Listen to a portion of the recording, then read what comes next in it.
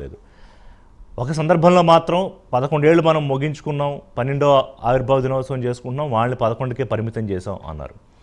సరే, ఈ మొత్తం ప్రయాణంలో పడిన కష్టాలు, నష్టాలు, బాధలు, అవమానాలు, అవహేళనలు వీటన్నిటి గురించి ప్రస్తావించారు. తన బాల్యం, అసలు రాజకీయాల గురించి తనకి ఎలాగ లోతైన ఒక అవగాహన కలిగింది, సినిమా తనకి ఏ రకంగా ఉపకరణ అయ్యింది, అంటే సామాజికంగా తనకున్న స్పృహ ఎంత లోతైంది, పుస్తకాల అధ్యయనం ద్వారా తనకు వచ్చిన ఒక విజ్ఞానాన్ని సమాజం కోసం, దేశం కోసం ఎలా వాడాలి, ఇవన్నీ టచ్ చేసుకుంటూ వెళ్ళారు.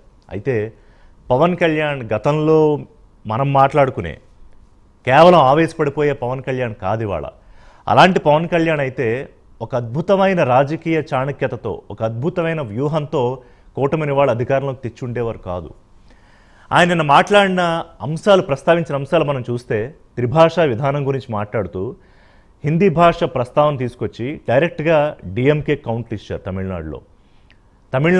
తమిళంలో ప్రస్తావించారు. భయం లేదు అనేదాన్ని తమిళంలో ముందు మాట్లాడి తర్వాత తెలుగులో చెప్పారు. అలాగే రూపాయిని తమిళంలో మీరు మార్చేసుకుని కేకు ముక్కల్లాగా విభజన కోసం ఆలోచిస్తే ఎలాగా అని మాట్లాడారు. బంగ్లాదేశ్ దేశ విభజన గురించి ప్రస్తావించారు. అలాగే మహారాష్ట్ర వెళ్ళి తాను ఎన్నికల ప్రచారం చేస్తే దాదాపు 90% పైగా అక్కడ వచ్చిన స్ట్రైక్ రేట్ గురించి మాట్లాడుతూ తన అభిమానుల్ని మరాఠీలో పలకరించారు. అలాగే కర్ణాటక నుంచి వచ్చిన అభిమానుల కోసం కన్నడలో మాట్లాడారు, తమిళనాడులో ఎలాగో మాట్లాడారు. అంటే ఇక్కడ బహుభాషలను ప్రస్తావించడం ఒక ఎత్తు, సనాతన ధర్మం మీద క్లారిటీ ఇవ్వడం ఒక ఎత్తు, ఇంకా చాలా అంశాలు ఆయన ప్రస్తావిస్తూ చేసిన ప్రసంగం జనసేన పార్టీ తాలూకా బలం కేవలం లోకల్గా, అంటే ఆంధ్రప్రదేశ్లో మాత్రమే పెరగడం కాకుండా తెలంగాణ మీద తనకున్న మమకారాన్ని, గద్దరంటే తనకున్న అపురూపమైన ఆప్యాయతను, తెలంగాణ మట్టి మీద, తెలంగాణ భాష మీద, తెలంగాణ యాస మీద, తెలంగాణ ఓవరాల్గా తెలంగాణ మీద తనకున్న అభిమానాన్ని చాటుకోవడం ఏ రకమైన సిగ్నల్.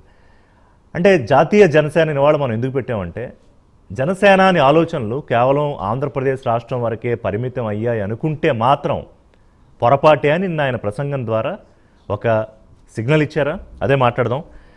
లైవ్లో మనతో పాటు గాది వెంకటేశ్వరరావు గారు, జనసేన పార్టీ సీనియర్ నాయకులు, గుంటూరు జిల్లా అధ్యక్షులుగా ఉన్నారు, వారు జాయిన్ అవుతున్నారు.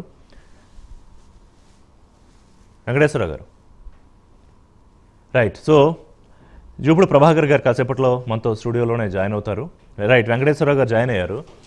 రైట్, వెంకటేశ్వరరావు గారు ఏమనిపించింది అంటే, ఇప్పుడు నేను చెప్పిన ఇంట్రడక్టరీ కామెంట్ మీరు కనుక వినుంటే నేను అన్నది కరెక్టే అని ఒప్పుకుంటారు అనుకుంటున్నాను. ఎందుకంటే కేవలం జనసేన ఆంధ్రప్రదేశ్లో 21 ఎమ్మెల్యేలకో 2 ఎంపీలకో పరిమితం అయిపోయి అంతా అయిపోయింది, బ్రహ్మాండంగా ఉన్నామని మీరు అనుకుంటుంటే కనుక పొరపాటు.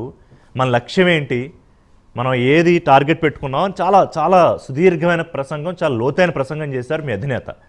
సో పార్టీ శ్రేణులకి ఏమర్థమైందో చెప్పండి నాకు. మీరు అక్కడ వేదిక మీదే ఉన్నారు. రిషి గారు, ముందుగా మీకు శుభ సాయంత్రం, అలానే వ్యూవర్స్ అందరికి కూడా శుభ సాయంత్రం. నమస్కారం అండి. ఖచ్చితంగా జనసేన పార్టీ అధ్యక్షుడి యొక్క ఆశయాలు మేబీ పార్టీ వచ్చేసి రీజనల్ పార్టీ కావచ్చు, కానీ పవన్ కళ్యాణ్ గారి ఆలోచన ఎప్పుడు కూడా దేశం చుట్టూ తిరుగుతుంటది. ఏదో ఇక్కడ ఏదో ఆంధ్ర రాష్ట్రానికో లేకపోతే ఇప్పుడు విడిపోతే తెలంగాణ అయింది, ఈ రెండు ఇంతవరకే కాదు.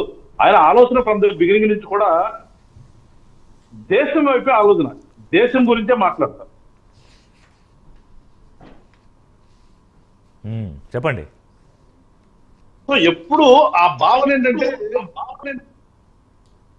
దేశం, దేశ ప్రజలు, దేశం యొక్క సమగ్రత, ఇది ఆయనకి ఫ్రమ్ ద బిగినింగ్ నుంచి ఆలోచన నుంచి వచ్చిందే నిన్న మాట్లాడినటువంటి అంతా కూడా. ఓకే, జనరల్ గా ఏంటంటే ఆవిర్భావ సభ, ఇదేదో ఆంధ్ర రాష్ట్రంలో వీళ్ళు కూటమి తరఫున గెలిచారు, కూటమిలో భాగస్వాములుగా ఉన్నారు, ప్రభుత్వంలో ఉన్నారు, ఏదో జనరల్ గా మీరు అన్నట్టుగా ఏదో గత ప్రభుత్వంలో ఉన్నటువంటి, గతంలో చేసినటువంటి ఎక్స్ సీఎం గారిని ఏదో తిట్టేస్తారు, ఆ ప్రభుత్వాన్ని క్రిటిసైజ్ చేసేస్తారు అని జనం ఊహించి ఉండొచ్చు. కాకపోతే జనసేన పార్టీ ఆలోచన కానీ, జనసేన పార్టీ నాయకుడు యొక్క ఆలోచన కానీ అది కాదు అసలు. నిన్న అయిపోయింది, నిన్న గతం అయిపోయింది. వాళ్ళు దుర్మార్గంగా ఉన్నారనే కదా 5 సంవత్సరాల పరిపాలన అంటే మీద అంటే అంటే ప్రజలందరూ నాకు కూడా నాకు ఒకటి పెద్ద చెప్పండి వెంకటేశ్వర గారు, ఇప్పుడు గతం అయిపోయింది అంటే ఓకే, జగన్ పని మనం కాదు ప్రజలే అవగొట్టి పక్కన కూర్చోబెట్టారు కాబట్టి మనం ఇప్పుడు ఇంక జగన్ గురించి మాట్లాడాల్సిన అవసరం లేదు అని ఒక పాయింట్, లేదా జగన్ గురించి మాట్లాడి కేవలం లేకపోతే మళ్ళీ జగన్మోహన్ రెడ్డిని పెద్ద చేసి లేకపోతే ప్రాంతీయంగానే మనం పరిమితం అయిపోయామనే సిగ్నల్ ఇవ్వకుండా అసలు జగన్మోహన్ రెడ్డి అనే పేరు కూడా ఎత్తలేదు ఆయన. ఐ వాజ్ సర్ప్రైజ్డ్ మొత్తం 2 గంటల ప్రసంగంలో. నేను అదే చెప్తాను శ్రీ గారు, నేను ఏదంటే అది మా ఆవిర్భావ సభ. మీకు తెలుసు ఆవిర్భావం అంటే పార్టీ పెట్టుకున్నటువంటి రోజు, జస్ట్ లైక్ ఏ ఫెస్టివల్ మా నాయకులకి మా కార్యకర్తలకి మాకు అంతే. అది మేము ఒక బహిరంగ సభల పెట్టుకున్నప్పుడు ఖచ్చితంగా రాష్ట్ర ప్రజలందరూ మమ్మల్ని ఆశీర్వదించారు కాబట్టి రాష్ట్ర ప్రజలందరినీ అడ్రస్ చేస్తూ మాట్లాడాలి.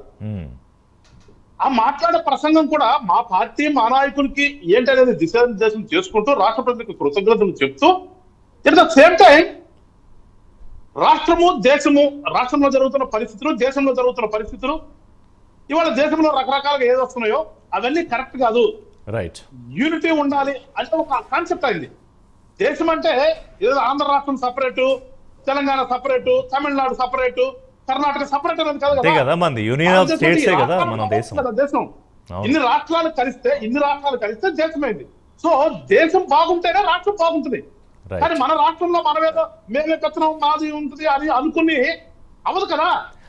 రైట్, మిగతా అంశాలు ఏ రాష్ట్రం ఒకటి వెంకటేశ్వర గారు, మిగతా అంశాలు మాట్లాడదాం, మిగతా గెస్టులతో మాట్లాడాకంటే ఏ అంశాలు ఏ స్ట్రాటజీతో మాట్లాడారో నాకు అర్థమైంది, నేను అడుగుతాను మిమ్మల్ని చెప్తారు. కానీ నాతో పాటు జూపూడి ప్రభాకర్ గారు, వైఎస్